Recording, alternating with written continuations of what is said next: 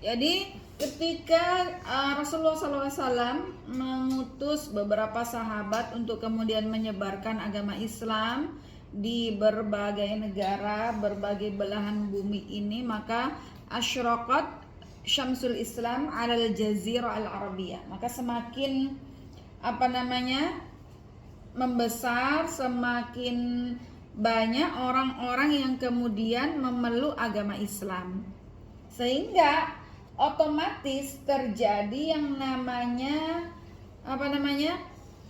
ikhtilatun nas bi ghairihim minal a'ajim fi sairil amsar al maftuha.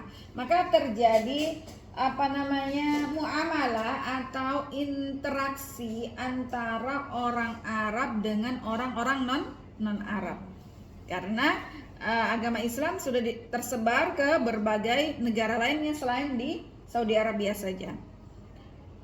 Kemudian di antara mereka juga ada para mujahidun yang berperang di jalan Allah Subhanahu wa taala, menyebarkan dakwah Islam, nasrudinil Islam di berbagai belahan dunia ini, sehingga seiring berjalannya waktu, seiring berjalannya hari, maka terjadilah alaqah qawiyah. Apa alaqah?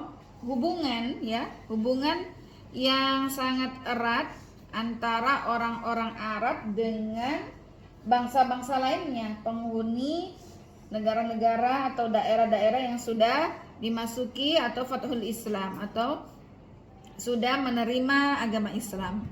Maka kemudian di antara mereka ada yang menikahi orang-orang non-Arab. Mereka menikahi orang-orang non-Arab, kemudian terjadi hubungan perdagangan di mana orang Arab berdagang ke negara lain di luar Saudi Arabia, begitu juga sebaliknya. Maka kemudian tumbuhlah atau lahirlah anak-anak generasi keturunan dari perkawinan orang Arab dengan non-Arab.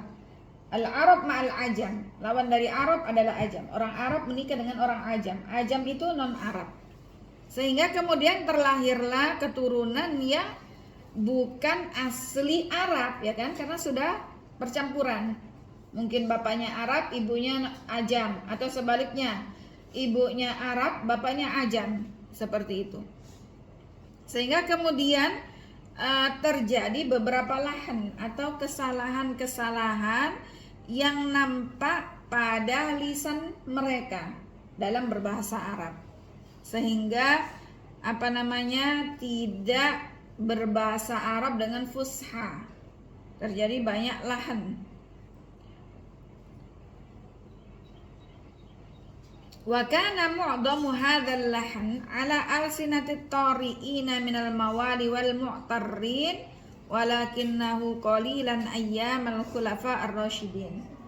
Ketika zaman Rasulullah, bahasa Arabnya masih terjaga. Kemudian setelah itu pada zaman khulafa ar-rasyidin sudah semakin Islam melebarkan sayapnya, akan tetapi terjadi kesalahan dalam berbahasa Arab ini belum terlalu banyak, masih sedikit ya. Sebagaimana diriwayatkan oleh Abi Musa al-Ash'ari ya, beliau ketika menulis sebuah surat kepada Khalifah Umar ibn al-Khattab radhiyallahu taala anhu. Ia mengatakan bagaimana dalam suratnya, yaqulu fihi min Abu Musa al-Ash'ari. Min Abu Musa al-Ash'ari. Min Abu Musa al-Ash'ari. Min Abu Musa. Hada sahih am khata? Khata, lianna hunaka harfu jar. Ya. Ada huruf jar, jadi bukan min Abu Musa, min Abi Musa al-Ash'ari. Tapi ketika itu ditulis min Abu Musa al-Ash'ari. Falamma qara'ahu radhiyallahu anhu, maka ketika Khalifah Umar ibn Khattab radhiyallahu ta'ala anhu membaca isi suratnya min Abu Musa al-Ash'ari, maka arsala ila Abi Musa an qanni' kitabaka sautan, ya. Katibaka afan an qanni' katibaka sautan, ya. Jadi Khalifah Umar bin Khattab ini kemudian mengutus utusan kepada Abi Musa al-Asy'ari. Biasa kalau pemimpin yang nulis surat, apakah pemimpinnya langsung? Apakah Abi Musa al-Asy'ari yang menulis langsung? Tidak. Kayak presiden, apakah kalau yang menulis pidato presiden langsung? Tidak. Ada katib, ada sekretarisnya, penulisnya, ya. Sehingga Khalifah Umar ibn Khattab ini memerintahkan utusannya untuk pergi ke Abi Musa al-Asy'ari. Perintahnya apa? Untuk memukul, ya, atau mencambuk katib, sekretaris dari Abi Musa al-Asy'ari karena salah. Karena salah yang tulisannya min Abu Musa al-Asy'ari. Wa marra Umar yauman ala qaumin yata'allamuna ramyas sihami falam yu'jibuhu ramyuhum fa unabbihuhum. Kemudian suatu hari Khalifah Umar ibn Khattab ini, beliau melewati sebuah kaum yang sedang latihan memanah. Nah, Khalifah Umar melewati sekelompok orang, sebuah kaum yang sedang latihan memanah. Akan tetapi dalam memanahnya itu meleset-meleset sehingga lam yu'jibuhu ramyuhum. Lam yu'jibuhum ramyuhum. Pas memanah ini Khalifah Umar enggak takjub, ya. Maka kemudian Khalifah pun tidak memujinya, tapi sebaliknya. Faqalu lahu, maka mereka mengatakan kepada Khalifah Umar, inna qaumun muta'allimin. Sesungguhnya kami adalah kaum pelajar yang sedang belajar, maksudnya masih belajar pelatihan memanah. Salah lagi bahasanya. Inna qaumun muta'allimin. Ya, salah lagi nahwunya. Fa'afza'ahu dalik, maka Khalifah Umar bin Khattab pun kaget lagi, aduh salah. Wa qala wallahi la khata'ukum fi lisanikum asyaddu alayya min khata'ikum fi ramyikum. Akhirnya Khalifah Umar mengatakan, wallahi demi Allah, kesalahan yang terjadi pada lisan kalian ketika berbicara, dalam hal ini berbicara menggunakan bahasa Arab, ya, itu lebih parah, lebih besar daripada kesalahan kalian ketika memanah. Ya, jadi Khalifah Umar, aduh bagaimana ini? Sehingga kemudian ketika cahaya Islam semakin membesar, semakin menyebar di belahan dunia ini, semakin banyak terjadi lahan, kasirul lahan. Mana lahan? Khata'. Kesalahan dalam berbahasa Arab, ya.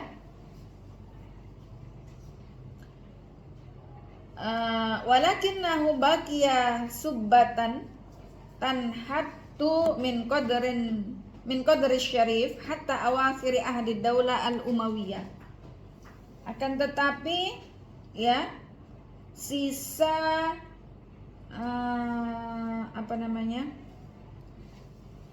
semakin mengecil, kemudian kesalahan ini semakin banyak dan terus para khalifah ini meminimalisir yang namanya kesalahan-kesalahan dalam berbahasa Arab ini sampai pada akhir pemerintahan Daulah Umayyah. Wa dzakaru anna arba'atan minal Arab lam yalhanu fi jiddin wala hazlin. Disebutkan bahwasannya ada 4 orang saja dari bangsa Arab yang tidak pernah salah dalam berbicara bahasa Arab ini, baik ketika bercanda maupun ketika ngomong serius, nggak pernah keliru. Misalnya kadang bilang apa namanya, bahasa Indonesia apotik apa apotek? Ya, saya mau pergi ke apotik. Nah, berarti kan salah. Nah, bahasa Indonesianya, saya mau pergi ke apotek gitu ya.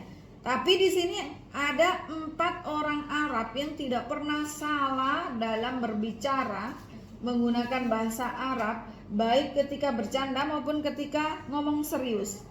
Siapa mereka? Yang pertama adalah Asy-Sya'bi. Namanya yang pertama adalah Asy-Sya'bi, yang kedua Abdul Malik ibn Marwan, dan yang ketiga Al-Hajjaj, yang keempat Ibnul Kiriyah.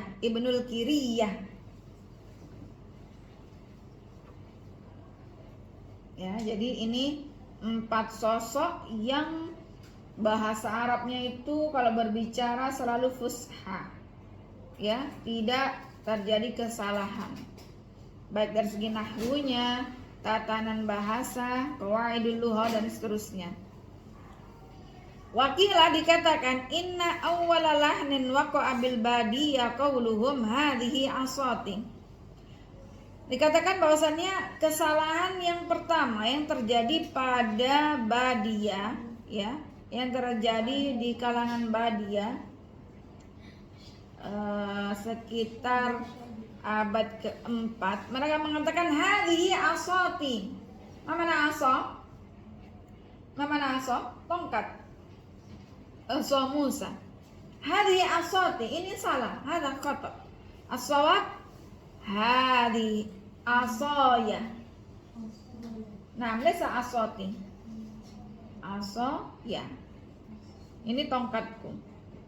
Hadza asaya.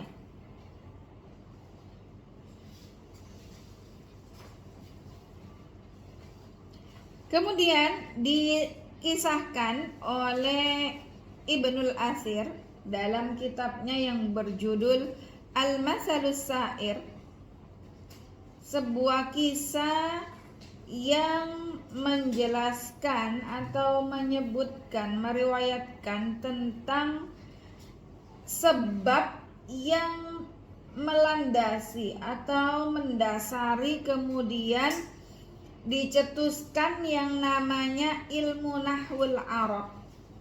Ya. Sebelum pada masa Nabi nggak ada yang namanya ilmu nahwu, ilmu tajwid nggak ada, karena semuanya langsung bersumber belajar langsung sama sumbernya, sama Nabi Shallallahu Alaihi Wasallam. Tapi ketika Nabi sudah wafat, maka sumber ini sudah tiada, sehingga disusunlah berbagai ilmu dalam disiplin ilmu tertentu, misalnya namanya ilmu tajwid, ilmu nahwu, ya. Apa sih sebab yang melandasi kemudian disusun sebuah ilmu yang bernama ilmu nahwul Arabi, an-nahwul Arabi? Ringkasan kisahnya adalah ketika Abul Aswad Ad-Du'ali, beliau menemui putrinya di kota Basra. Kemudian putrinya berkata kepada sang ayah, "Ya abati, ma asyaddul harri." Ya abati, ma asyaddul harri. Wahai papaku, ayahku, panas sekali ya cuaca hari ini, panas sekali. Ma asyaddul harri. Faqala laha, maka kemudian Abul Aswad Ad-Du'ali mengatakan, syahrun najir. An-najir ini maksudnya syiddatul har, ya.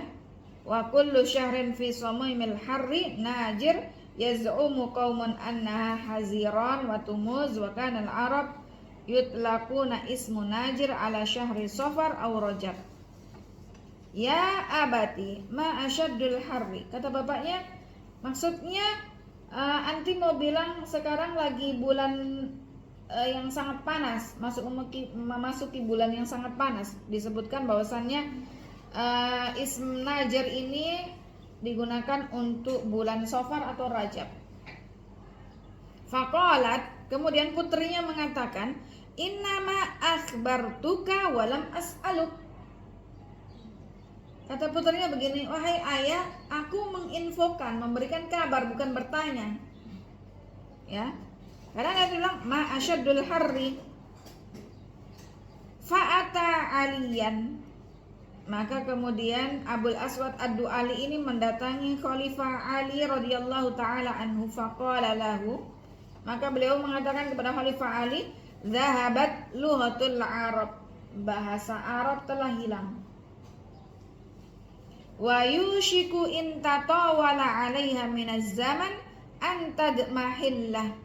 Saya khawatir jangan sampai nanti kemudian kalau bahasa Arab ini semakin sirna, semakin hilang, maka akan melemah ini bahasa Arab, tidak memiliki power, ya, kekuatan dari segi lugha. Faqala lahu Ali, maka kemudian Ali berkata kepada Abul Aswad, "Wa madzaka?" Apa itu? Kayak gimana? Ada apa gerangan? Fa akhbarahul khabar. Maka kemudian Abul Aswad Ad-Du'ali menceritakan bagaimana kejadian beliau dengan putrinya, ya. Padahal ini anaknya pakar bahasa, ya.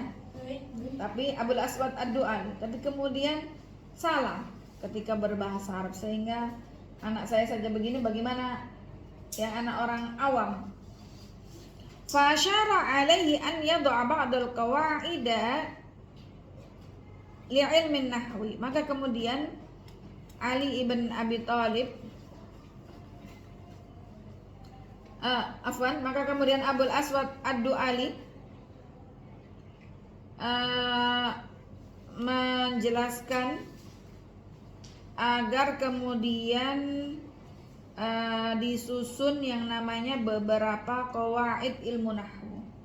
Sebagaimana kita belajar sekarang, ada fi'il mudhari, fi'il madhi, ada watun nasab, kana wa akhawatuha, dan seterusnya. Maka dari kisah ini kita bisa mengambil manfaat, mengambil faedah bahwasannya orang pertama yang menggagas dan menyusun ilmu nahwu siapa? Abul Aswad Ad-Du'ali. Sehingga bapak ilmu nahwu adalah Abul Aswad Ad-Du'ali.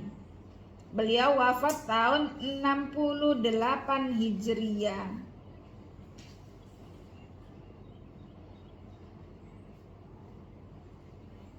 Terlepas dari ketika Abul Aswad Ad-Du'ali ini kemudian menyusun qawaid ilmu nahwu ini, apakah karena perintah Khalifah Ali ibn Abi Thalib atau karena inisiatif beliau sendiri yang terdorong karena melihat fenomena pada masanya terjadi banyak tanpa kesalahan-kesalahan dalam berbahasa Arab. Al-lahan fil lughatil arabiyyah. Dan juga bahwasannya Abul Aswad Ad-Du'ali ini adalah memiliki sumbangsi yang besar di dunia Islam. Di antaranya adalah beliau memberikan harokat di Al-Quran. Jadi Al-Quran sebelumnya itu tidak ada harokatnya, tidak ada titik, apakah ini ta atau sa atau ba atau nun dan seterusnya, jim atau ha atau kha, ya. Sehingga Abul Aswad Ad-Du'ali ini meletakkan mana nun, mana ta, mana sa dan seterusnya, sehingga bisa membedakan, dan kemudian orang-orang yang sudah semakin jauh dari zaman Rasulullah bisa membaca Al-Quran dengan benar sampai pada kita seperti saat ini. Sehingga selanjutnya pun jadi tidak langsung harokatnya seperti sekarang ini, seperti fathah baris di atas kasroh. Sebelumnya enggak seperti itu. Dhamma sebelumnya tidak seperti itu. Kemudian terjadi beberapa perubahan-perubahan dan penyempurnaan sampai pada kita hari ini, sehingga kita bisa membacanya dengan benar.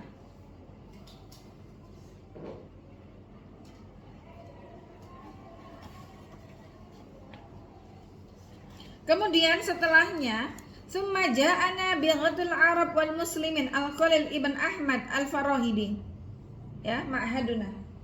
Jadi setelah Abul Aswad Ad-Du'ali, proyek ini dilanjutkan oleh orang pintarnya orang Arab, orang cerdasnya orang Arab yang bernama Al-Khalil ibn Ahmad Al-Farahidi. yang beliau wafat pada tahun 175 Hijriah. Yang mana Al-Khalil Ibn Ahmad Al-Farahidi ini beliau memiliki kecerdasan yang Masya Allah, memiliki analisa yang tajam, terutama dalam ilmu nahwu. Ilmu beliau yang sangat Masya Allah luar biasa, luas ilmunya, sehingga beliau pun mengikuti juga jejak Abul Aswad Ad-Du'ali, yakni menjadikan syawahid dari Al-Quran, dari hadis Nabi maupun dari syair-syair Arab.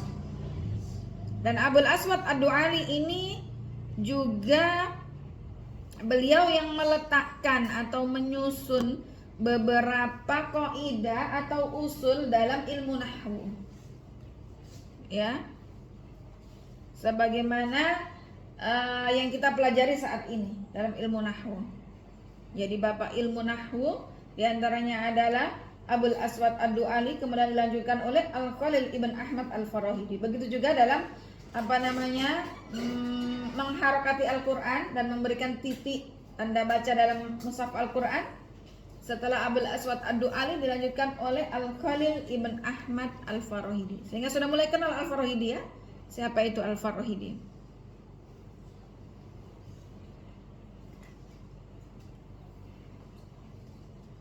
Walakinnahu lam yatruk fi dzalika kitaban muallafan. Akan tetapi Al-Khalil Ibn Ahmad Al-Farahidi ini tidak meninggalkan sebuah buku yang beliau susun.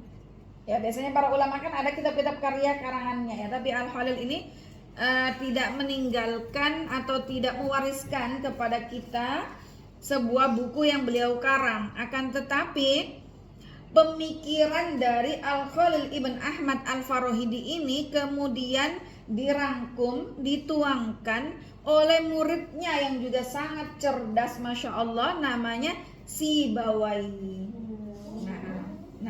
Jadi Sibawai, bapak ilmu nahwu ini juga murid dari Al-Khalil Ibn Ahmad Al-Farahidi. Sibawai ya, ada bukunya Sibawai Alkitab, ada di rumah Umi kitabnya, ada berjilid-jilid itu. Nah, itu murid dari Al-Khalil Ibn Ahmad Al-Farahidi.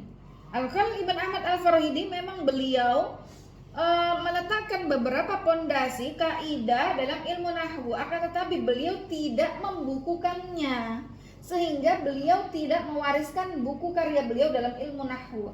Akan tetapi ilmu yang beliau ajarkan kepada muridnya ini kemudian dirangkum, ditulis ulang, dituangkan oleh muridnya yang sangat cerdas Masya Allah. Siapa namanya? Sibawai. Sehingga yang dikenal sebagai bapak ilmu nahwu adalah Sibawai. Padahal Sibawai ini muridnya Al-Khalil Ibn Ahmad Al-Farahidi. Alladzi dhamma ilaihi ilmu ustadihi khulasata ara'ihi wa ara'i mu'asirihi, yang mana Sibawai ini beliau merangkum, mengumpulkan ilmu-ilmu qawaid lughah yang telah beliau dapatkan dari gurunya, yakni siapa tadi? Al-Khalil Ibn Ahmad Al-Farahidi, ustadihi, gurunya, ilmi ustadihi, khulasata ara'ihi wa ara'i mu'asirihi. Dirangkum pendapat-pendapat Al-Khalil Ibn Ahmad Al-Farahidi dalam ilmu nahwu, dikombin dengan beberapa pendapat-pendapat ulama nahwu lainnya pada masanya. Kemudian beliau susun, beliau bukukan dalam sebuah kitab yang sangat berharga yang disebut, judul kitabnya adalah Alkitab.